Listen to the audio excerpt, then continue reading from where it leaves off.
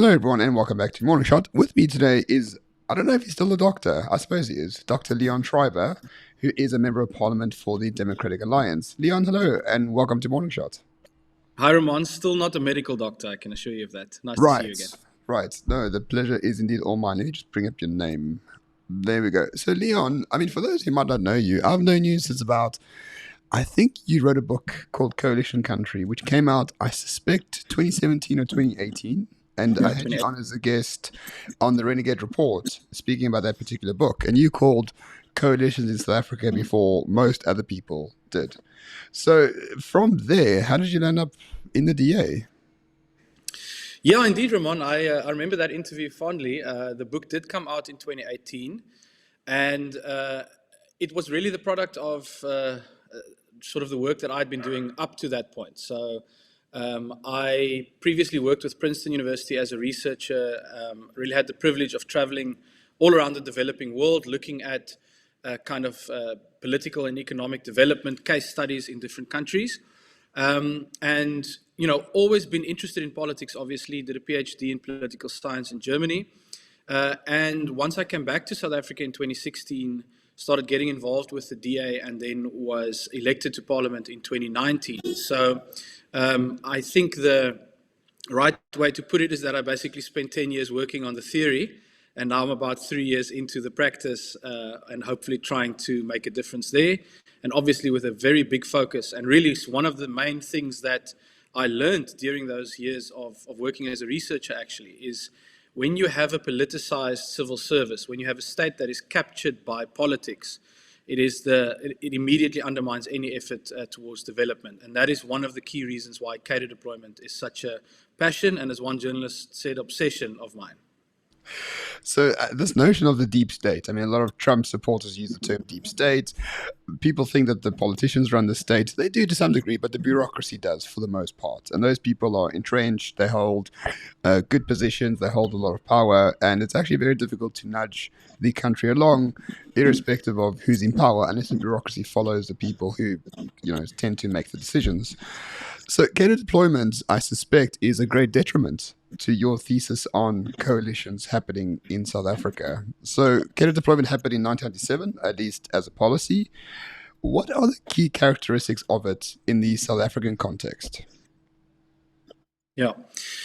So, just to start off with, maybe an important distinction that people sometimes get stuck on when you have this conversation is that cadre deployment and the evil of cadre deployment does not apply to political decisions or voting, obviously. So when, there's an election and people vote for a certain premier or mayor or president or, members of parliament or councillors, then obviously that is the product of a democratic process. So no one is saying that the ANC should not, if it gets elected in a certain position, should not be allowed to put its political members there. That's obviously how it works in our proportional system. And there are even a couple of political advisor positions that are, in terms of law, excluded from the kind of normal public administration to enable someone like a mayor or a premier to have some trusted people around them. So no one's being unreasonable or ridiculous when you say that cadre deployment is a problem, because it extends far beyond that. It goes deep into the public administration. It violates the constitutional separation between party and state. And our constitution is actually very clear in 1973 that no employee of the public administration may be favored or disfavored because of their political orientation. And the Public Service Act further entrenches this by, making the requirement for selection panels to actually try and select people on the basis of merit, and that's the person who's supposed to be appointed. But cadre deployment subverts this entire process. And we now know this because of the minutes of the ANC's National Cadre Deployment Committee that we got our hands on at the beginning of this year, which actually, for the first time, as you mentioned 1997, but for the first time in almost 25, 30 years, we can see how this actually works. And we've got this period of 3 years covered in the minutes. And it shows how, while the formal selection processes, or let's call it the legal processes, are actually happening, you have an entire parallel process that's happening in secret, where the ANC gets together and says, this is the appointment that's being made, and it's ongoing, but this is the person we want. And you'll see in those minutes they repeatedly refer to loyalty to the ANC, or this one is a member of the ANC, or that person is a cadre of the ANC. So it's absolutely clear that party loyalty is the decisive factor in these appointments. And what you then end up with is a sham, essentially, when it comes to the legal or the formal process. People are applying for positions, people are going through the selection processes in the state, but meanwhile, they never stood a chance, because in the background, the Cadre Deployment Committee informed the selection panel or the minister or whoever is making that appointment that essentially, don't worry about that, this is the cadre we want in the position. And the consequences of that, obviously, are predictable. And they were predicted by the DA and the DP back in the day. And, there were all kinds of insults hurled at Tony Leon and Helen Zille back in the day when they were flagging the risk of this. But all of that has come to pass. And we now know that as state capture. The consequences of cadre deployment we now know as state capture. It is, the subversion of the state to serve the interests of private organizations, individuals, or factions in the ANC. And it's also the complete hollowing out of state capacity. If you look at Eskom, there's this recent report on something like 13,000 years of combined experience that's been pushed out, because everyone who may have been experienced and qualified who applied for that position did not get the job, because cadre deployment, reserved that position for ANC loyalists. So you end up with massive corruption and eventually state capture, and also, the collapse of service delivery, because you no longer have town planners or engineers there to do the job in your municipality. You've got someone who reports to the ANC and is part of that patronage network. So I think that's fair to say, but let's make that distinction between sort of a political appointment and a sort of public administration appointment, right? Yeah. So, for example, I think if I remember my legal courses from who knows when, a century ago, a president or a member of parliament or someone in power can make an administrative decision, right? And some decisions are lawful, other decisions are completely unlawful. So when you look at positions in terms of cadre deployment that are unlawful, can you please give me a few examples of that in reality, and what are the consequences of those actions have been for normal citizens of the country? Well, I think actually the most sort of advanced example at this point, just simply because her case has gone the furthest, is Dudu Myeni. We all know today, all the findings that have come against her in court and what the Zondo Commission found about her role at SAA. But that is a really clear example of the consequences of appointing someone to lead an SOE in this case, who demonstrably did not have the skills, but was favored nonetheless by the ANC for that position. And other concrete examples we actually find, in the minutes of the committee. So I would say some of the most sort of brazen examples are state-owned enterprises. Then you have government departments where, the influence wouldn't only be limited to the head of that department, so the director general. It would actually extend further down to kind of middle management, deputy director generals, other people would be actually appointed via the deployment committee, not through the legal process, not through the merit-based process. And you even have some examples of civil servants like a director general himself appearing at and reporting to the ANC's cadre deployment committee. I mean, it's absolute insanity. This is the public service. This is supposed to be something that serves the people of South Africa and is not accountable to any political party. And yet here this person goes and accounts and explains who they're hiring in the department, not a politician, but a civil servant. Other examples, obviously, in municipalities, when you look at municipal managers and other senior managers in municipalities, it's another area where there's huge cadre deployment as we speak. We recently got hold of some letters from the ANC in the Eastern Cape, basically summoning all municipal managers and senior managers within municipalities to come and account to the Regional Executive Committee. Again, just no understanding of the separation that's supposed to exist. So those are key ones. But what we didn't know, Ramon, is in those minutes that we got hold of, that Chapter 9 institutions, which now, as you know, are supposed to be at an even higher threshold of independence because they are supposed to hold the government itself to account, like the Public Protector, the Human Rights Commission, and various other committees, that the Cadre Deployment Committee got involved in appointing those people. So we have the Human Rights Commission on that list, we have the Commission on Cultural and Linguistic Rights, and then most staggering of all is the courts. that the deployment committee got involved in saying vacancies at the Labour Court, at the High Court, and even at the Constitutional Court, these are the people we prefer for appointment. Now, the idea of judges being accountable or in any way even selected by the ANC is something that should actually, send us all into a flurry of activity in trying to stop this, because, it fundamentally undermines any kind of trust in the judiciary.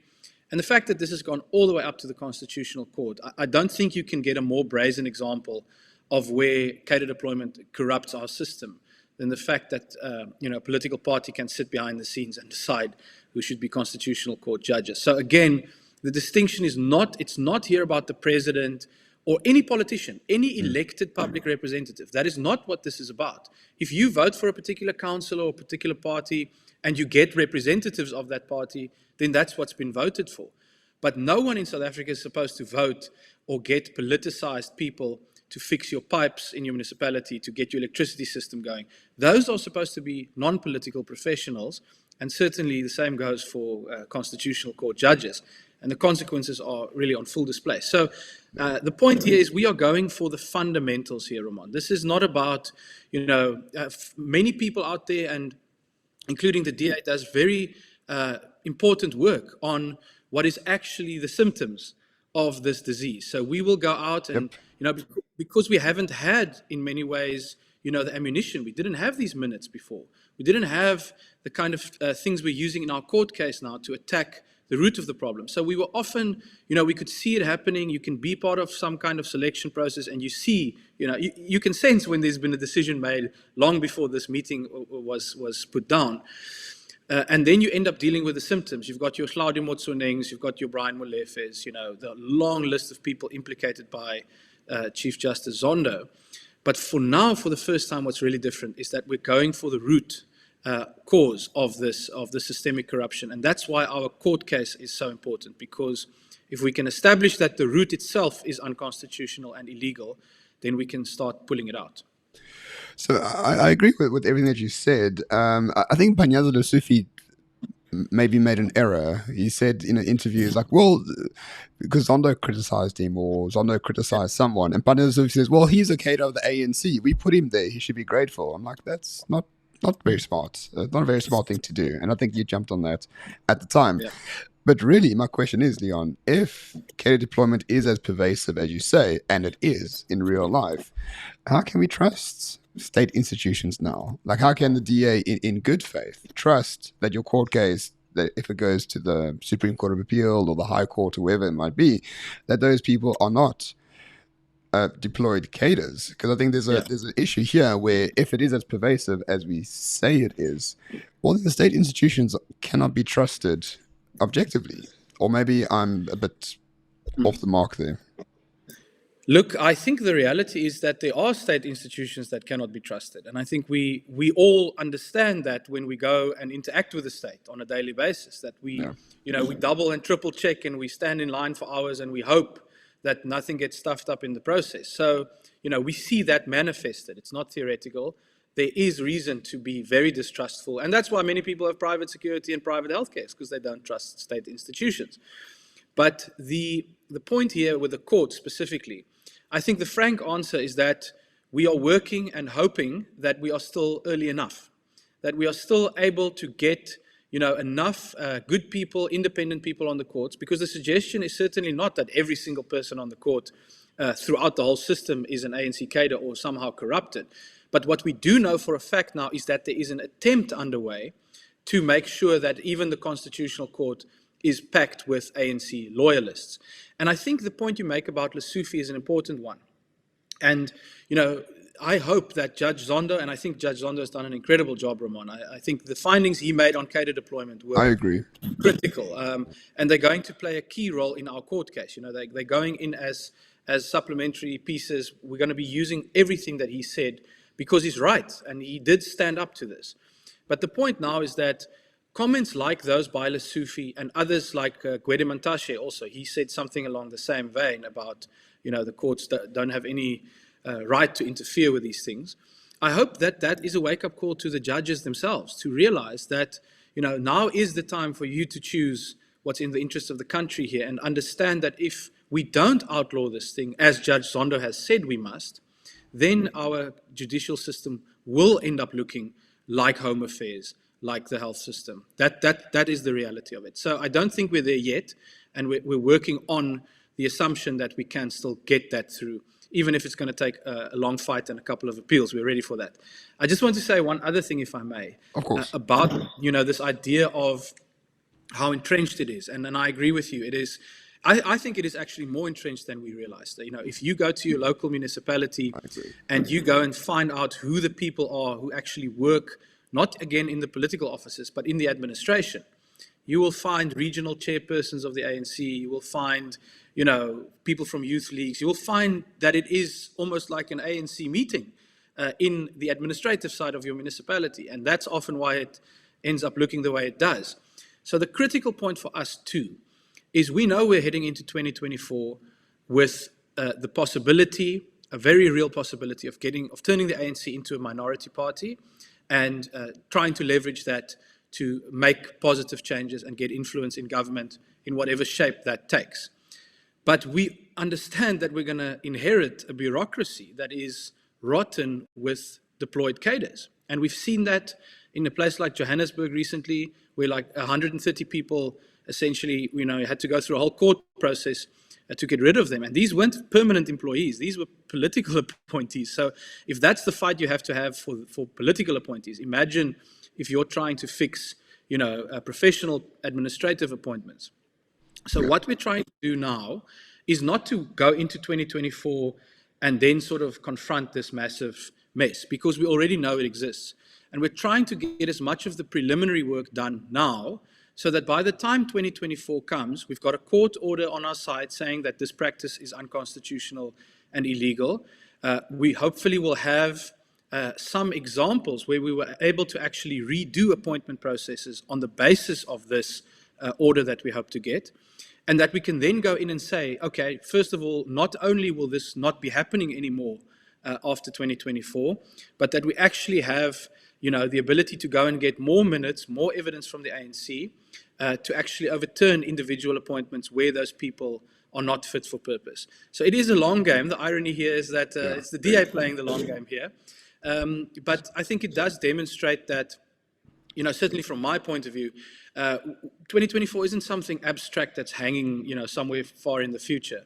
It's something that we are working actively towards to give ourselves a chance. We don't want to have a bureaucracy that's not able to function if we do take over national government, or certainly in some provinces. We want to have the tools and ammunition on our side so that we're able to start fixing that from day one. Because this is going to be the critical fight. We may, you may end up with a situation where you have very important policy changes and all the kind of things we know that South Africa needs. But if you don't have the execution, as you said right at the start, then you are completely hamstrung. And that's why this is so important. We need to get as much of this done before 2024 so that we can confidently say to people, we're going to actually also fix the administration.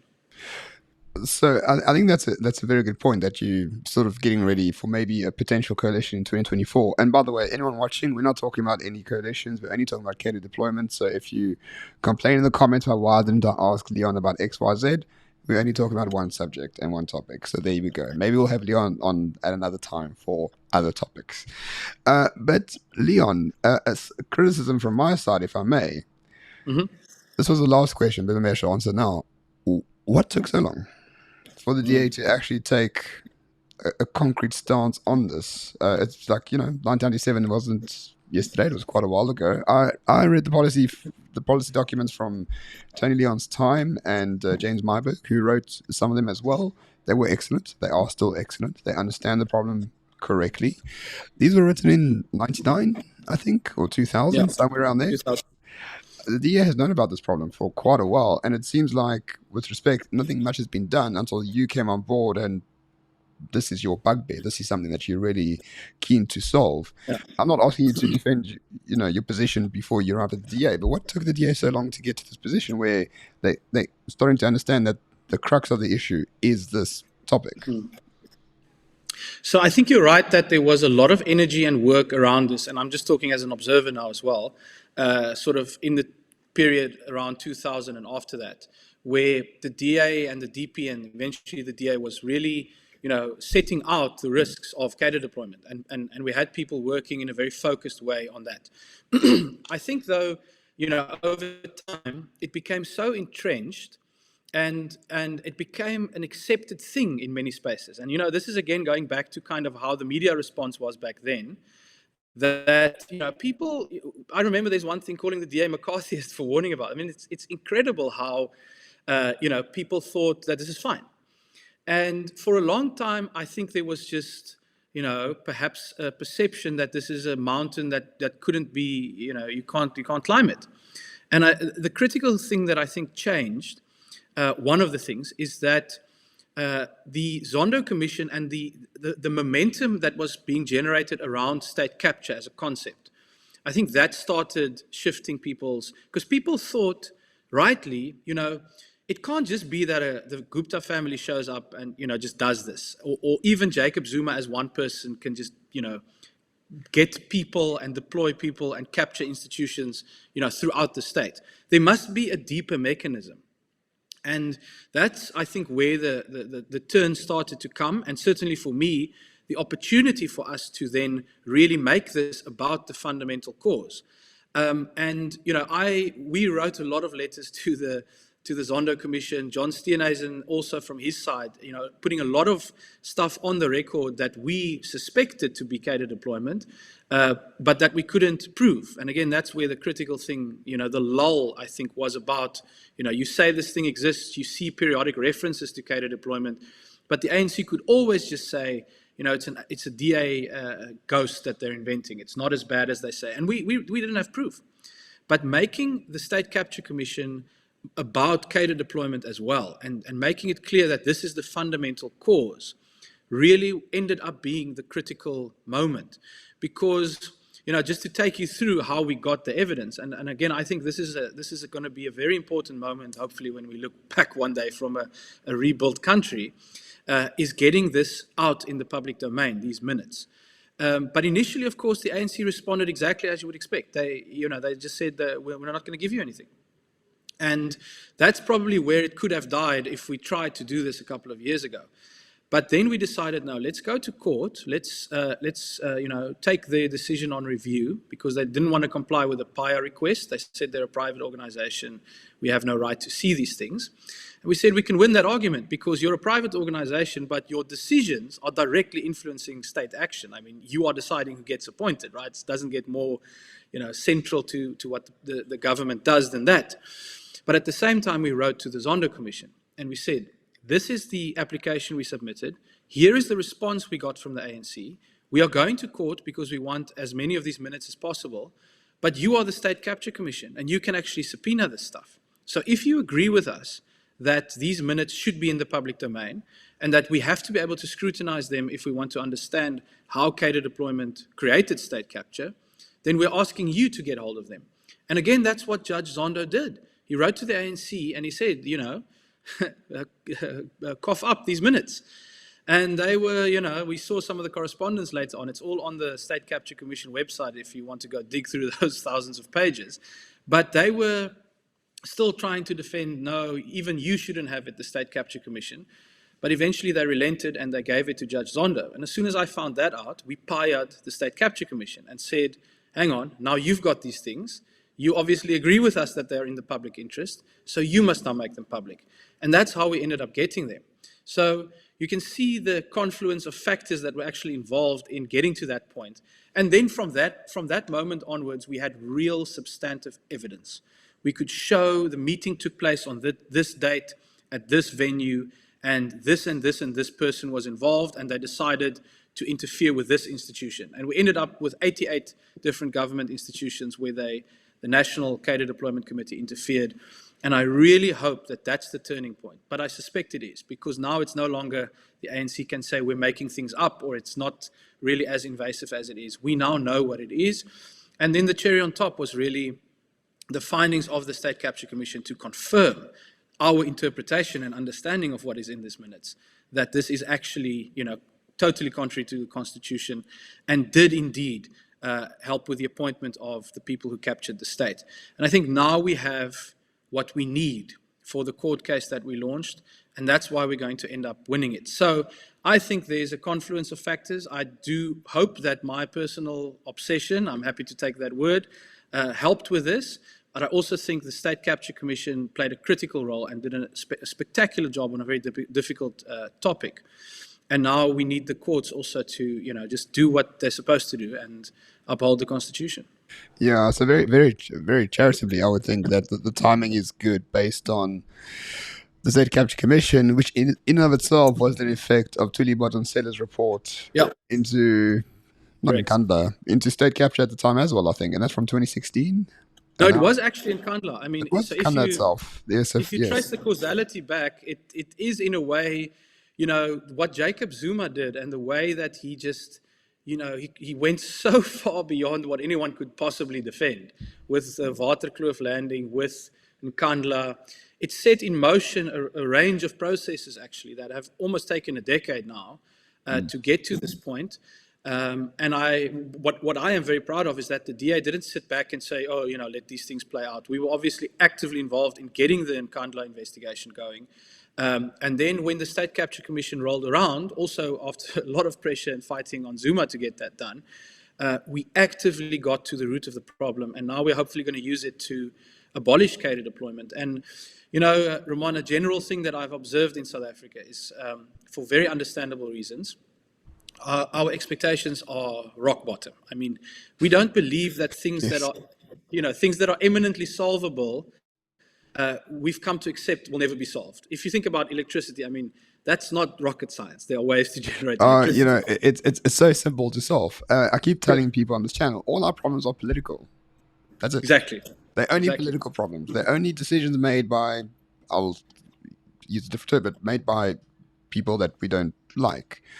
They're all political problems. There's no other problem out there that is unsolvable. It's just a political thing, which is easily solvable if you have political will and things change. But people get despondent, I suppose.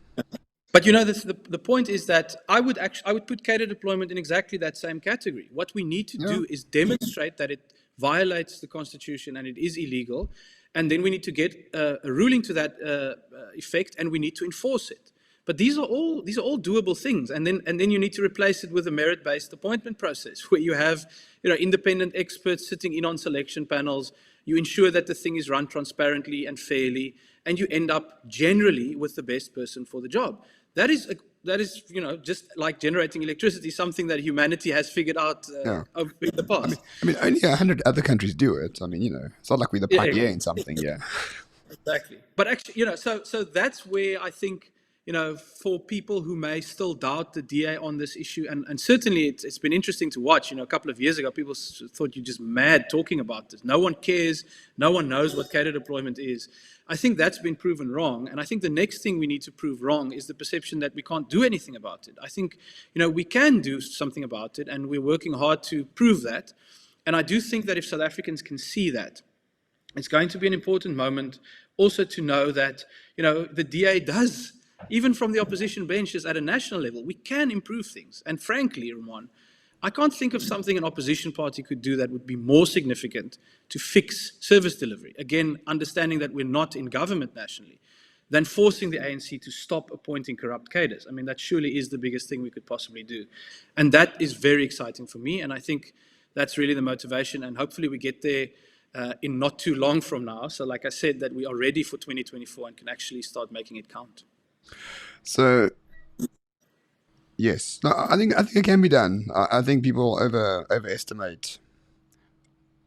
It is a lot of effort. Don't get me wrong, but it's really once again momentum against momentum, and the turnarounds can be rather quick on things like this. Just one irony for me, and this is sort of the last question I have for you. The irony is, the ANC deploys cadres across all spheres of government, public administration, and so on. Yet, why is the state so weak? Why? I mean, in any other dictatorship or wannabe tyranny, because the ANC wants to be a tyranny. They they love China, they got communist roots, they want to be like a one-party state and control everything. In many other places, cadre deployment is supposed to strengthen the position of the ruling party, but in South Africa, it seems to have weakened it dramatically. Obviously because of incompetence, obviously because of various things, but don't you see the intense irony of having a cadre deployment and then negating the effects of your political power as the political party in charge? What is going Yeah. on there? It's a very terrible cadre deployment, if you understand what I mean. I do. That's an interesting point, and I think the only answer can be that it reflects the internal culture of the ANC itself. So, the cadres you deploy and what you end up with in the state, if you are going to use a perspective of state capture, because that's what it is, you want to capture all levers of power in the state. That's the ANC's own words. If you're going to try and do that, then the people you're going to put there and the way they're going to operate are going to be entirely consistent with your organization. And in fact, that ends up then, it's a high stakes gamble because you're assuming that the people you have in your organization are the best people, are the competent people, are the only people who can, manage these things and who are not corrupt. But I think in a way, your question means that cadre deployment has shown us the heart of the ANC in a way that goes even maybe further than what we see inside the party, because that's politics and that's factionalism and that's all of those things. But when it comes to something as basic as delivering services or running anything, the ANC's inability to do that, and the fact that they put all those people there and they deliberately tell us that these are our people, they show you just how absolutely shocking the internal capacity of the ANC is. And I think that that's probably what we are seeing there. And in South Africa, we obviously now know that you cannot limit the pool from which you're selecting to, frankly, any political party. We are in so much trouble that we desperately need the best people from everywhere to get involved. And the DA has taken a very strong angle on the idea of the whole of society approach, because we understand that. And like I've been saying, we're working towards 2024 in an active way, but we also know after that we're going to need skills from everywhere. So if we come in and try and limit the pool from which we're going to be appointing people to the state in the same way that the ANC did, we're not going to help the country. And so, it is really with that perspective in mind, and the lesson clearly that we should be learning from ANC cadre deployment, that we desperately need to open the pool as widely as possible to get the skills we need in a context where we don't have enough skills. That's the lesson we should be taking from it. But it's a great question, and I think it's actually a real indictment on the ANC that, you tell us that you're going to capture the state, you're going to put your best people there, and this is what we end up with. I'm actually annoyed at myself because your answer is fantastic, and I think you're right, and I think I should have answered my own question. But I really had this consideration, like the state is so weak and this cadre deployment is terrible. I was like, oh, well, of course, it's just a reflection of the values and the quality of the people within the ANC. It's like the most obvious thing. But yes, well put, Leon. Well put. Thanks. So, that's all the questions I have. Just let us know, please. When is the court case? What's happening with that? How are things looking on that front? Right, so there are actually two court cases. The one is obviously the main one to get the whole thing declared unconstitutional. But at the same time, we're continuing with that original Paya court case that I mentioned a bit earlier. So we are still fighting to get minutes from all the way back to 2013 when Ramaphosa became the chairperson of the deployment committee, because all he gave to Judge Zondo was for a period after he became president, with the unbelievable excuse that there were no minutes from the time when he was chairperson. I mean, no one can believe that. And in fact, the best part of this is that the first set of minutes are from May 2018. And Ramaphosa told Judge Zondo that there's nothing from the period before that. That's the first minutes. But the first item in the first set of minutes is the adoption of the previous minutes. So that is in court still, and that particular fact will be used in that court case to force the ANC to give up more records, more minutes. But we've also asked for emails, WhatsApp conversations, anything that influenced the appointment process, because that's what this is about.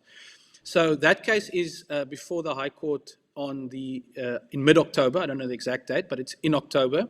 And that one hopefully will be concluded relatively soon. And that's going to be another really important moment, because if we can generate, additional insights into how this thing operates, we can, push the momentum forward still. The other thing, of course, is that the ANC operates these deployment committees at provincial and regional level as well. So we are only scratching the surface here. The national level is obviously a critical one because it involves SOEs and departments. But we have submitted requests, spire requests to the provinces and in many cases regions. So where your local municipality will actually account to a regional ANC committee. We obviously haven't gotten anything from that, but we will be looking if we can get this Paya case out of the way and we can set that precedent. I certainly am more than happy to go digging across the country as well in provinces and municipalities, because there is a pile of more to unearth when it comes to that. So that's the one court case, and it's about transparency and exposing what's going on. And then the second case is about abolishing the entire thing. That one, we have received the ANC's answering affidavit, and we are now waiting for the president, who in his capacity as president of the country has decided to oppose this case, which I find just unbelievable. He's defending cadre deployment by a political party in his capacity as president of the republic. So we are now waiting for his answering affidavit, and I'm sure that's going to be very interesting to see what kind of defense he lodges now. And then hopefully from there we'll move towards a court date for that case as well. All right. No, fair enough. Fair enough. All right, Leon. Well, thank you for being a champion of this particular issue. I think it is the crux of the matter. I think it is the policy that determines the ANC's power to a large degree. Even though it doesn't work out very well for them, I think if one is able to lodge that from the civil service, you professionalize the civil service, the politicians come and go. Politicians like you come and go. But as long as the state remains a state, there's still reason to go forward and make South Africa better for everyone involved, I suspect. Any final words? Do you want people to know your Twitter account or things like that? Please feel free to plug whatever you want. Sure. Let me just say thanks, Ramon. I agree with that. And thank you for covering this topic. It is something that everyone needs to get involved with, because exactly as you've said, the DA and governments, any political party will come and go, other parties will come and go. But what should remain is your ability to get water at your house, electricity at your house, a license card, ID document. And that's what cadre deployment has prevented. And it's for that reason that we should all, support this across party lines. It really is one of those rare instances. I'm at Leon Schreiber on Twitter. If you want some spice, go and follow me there. And thanks very much for your time, Ramon. Spice it is indeed. Thanks for watching, everyone. I'll link everything below as well. See you soon. Cheers. Cheers. Thanks.